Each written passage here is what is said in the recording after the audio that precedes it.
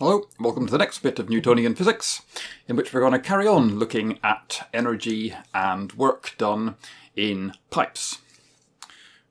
First of all, we have to introduce pumps. Now, the job of a pump is to raise the pressure on the output side of the pump with respect to the pressure on the input side of the pump. So, whatever the pressure is on the input side, the pump will increase it and put that increased pressure on the output side of the pump. That's what they do. Let's consider, therefore, a pump which has an output going around in a loop back to its input. And if the job of the pump is to increase the pressure at its output with respect to its input, then we can see that something is wrong. Supposing the pressure started off at 0, and the job of the pump was to raise the pressure by 1. The pump would raise the pressure at its output. The pressure here is now 1, so the pressure at its input would be 1. So it would raise it to 2, which would make the pressure at its input 2, because it's connected directly round to its input, so the pressure at its input is now 2. The job of the pump is to increase it by 1, the pressure at its output is now 3, which means the input pressure goes up to 3, which means the output pressure goes up to 4, and you can kind of see what's going to happen. The pressure is going to increase and increase until the whole system explodes. Not a good thing. In practice, of course, this doesn't happen.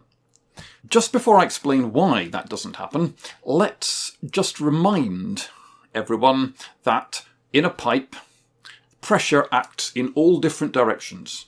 If the water is under pressure in the pipe, then there is a force being exerted by each bit of water in all possible directions, including along the pipe. Now, back to the problem.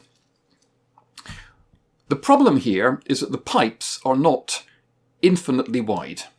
There is always going to be some width of the pipe, and that is going to impede the flow of the fluid around a circuit like this. In particular, let's consider that there is a little bit of narrow pipe, much narrower than the rest of the pipe in the system.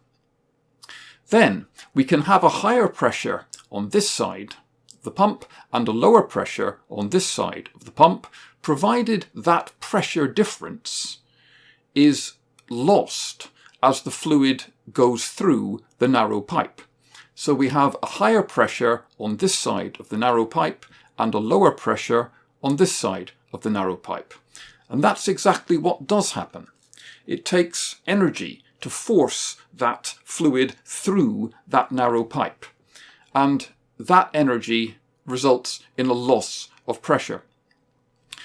After a lot of experimentation, they came up with the theory the flow rate through the narrow pipe is proportional to the pressure difference across the narrow pipe.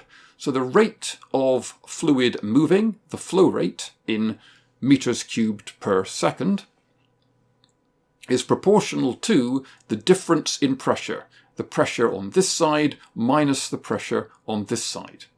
And if you assume that these pipes at the top and at the bottom are very, very large pipes, so that there is no pressure lost in these larger pipes, then all of the pressure difference being caused by the pump is lost across the narrow pipe. We might have something like this. A pump with a pressure of 5 here, a pressure of 2 here,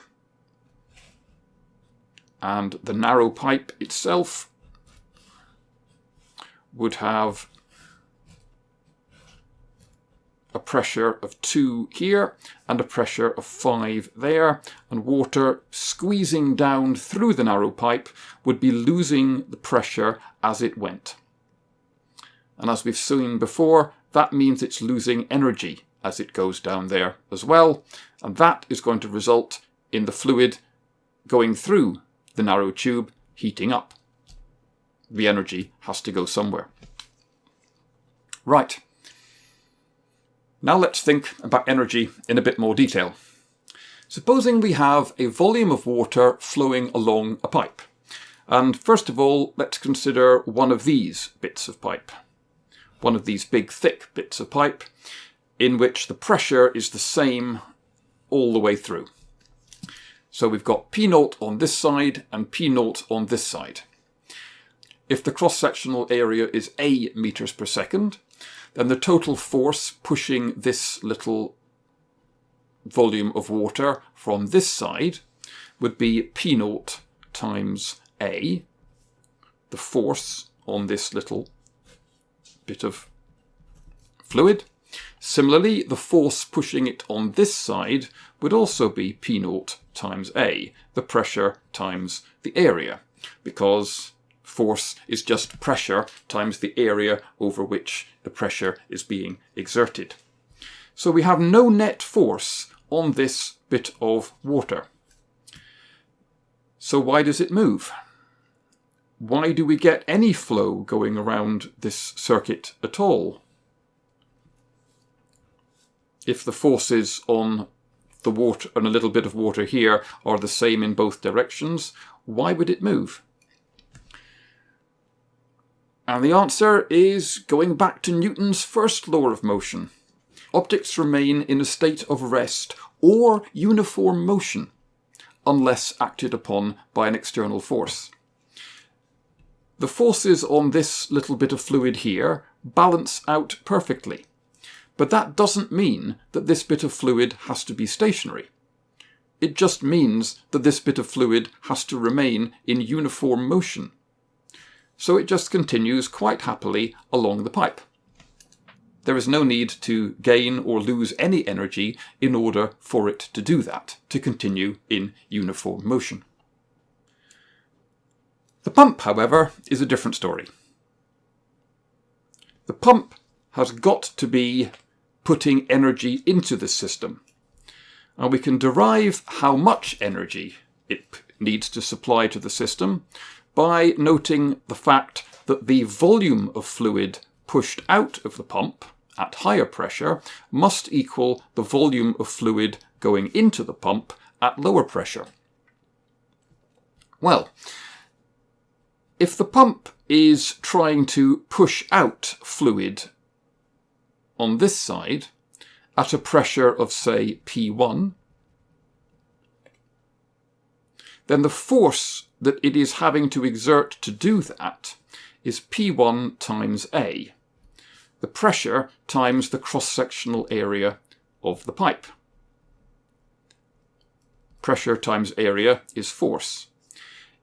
If we multiply the force by the distance that the water is moving, then that would be the total amount of work that the pump is having to do. It's having to lose that much energy. Force P1 times A, distance D. Now, distance D times the cross-sectional area A, that's just the volume, the little bit of volume of water that has moved. So the work that the pump has had to do is P1, the pressure at the output of the pump, times the volume of water that has just left the pump. That's the work that the pump has done.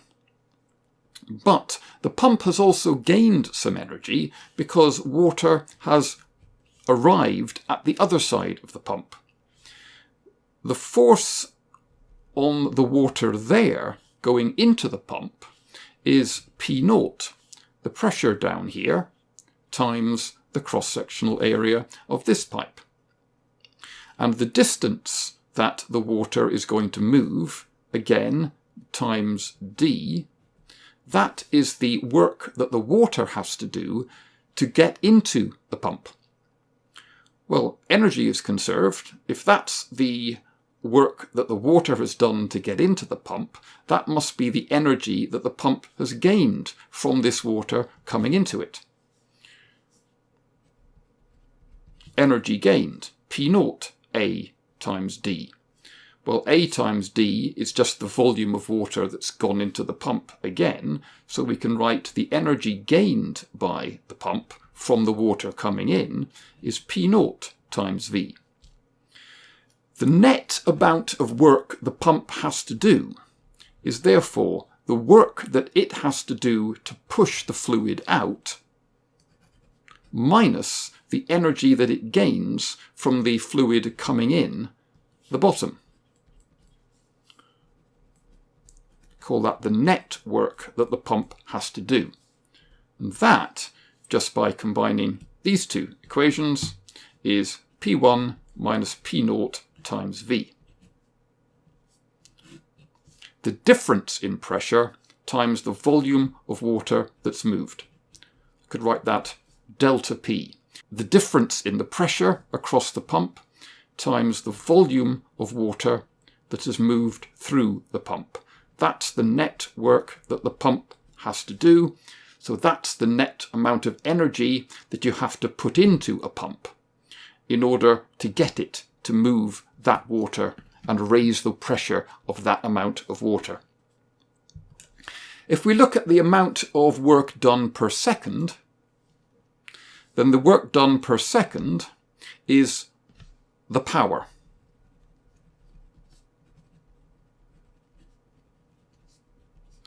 Times delta B, which would just be the change in pressure times the volume per second. Well, the volume going through the pump per second is the flow rate. So, I would finally get that the power that I need to supply to the pump in order to get it to do this is the difference in the pressure across the pump times the flow rate. In meters cubed per second, the amount of water flowing through the pump in 1 second. And an exactly similar calculation works for the narrow pipe as well. The narrow pipe is taking in water at a pressure P1 and therefore extracting from that water an amount of energy P1 times the volume of the water flowing in. It's pushing energy out at a lower pressure, so it's having to do a smaller amount of work to push the water out the other end of the narrow pipe. It's having to do work P0 times V, where V is the volume of water moved out. So the narrow pipe is taking energy away from the system at the rate of delta P times the flow rate. Again, the difference in the pressure times the flow rate. And this is energy that is being lost from the system. And where does that energy go? Well, most of it will go to heat, actually heating up the fluid as it flows through the narrow pipe. Quick summary of the key results then, because they're important. The power supplied by a pump is the change in the pressure across the pump times the flow rate. The power, remember, that's just the rate of doing work, dissipated by a narrow pipe is the change in pressure across the narrow pipe times the flow rate. We can combine these two results and say the power entering the circuit at any component, where the component could be the pump or the narrow pipe, the power entering the circuit is P0 minus Pin times the flow.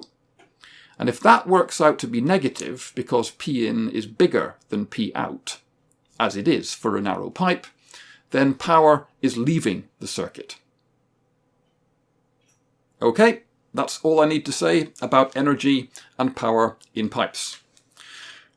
Next time, we're going to move away from hydraulics and answer the question, what has all this got to do with electronics?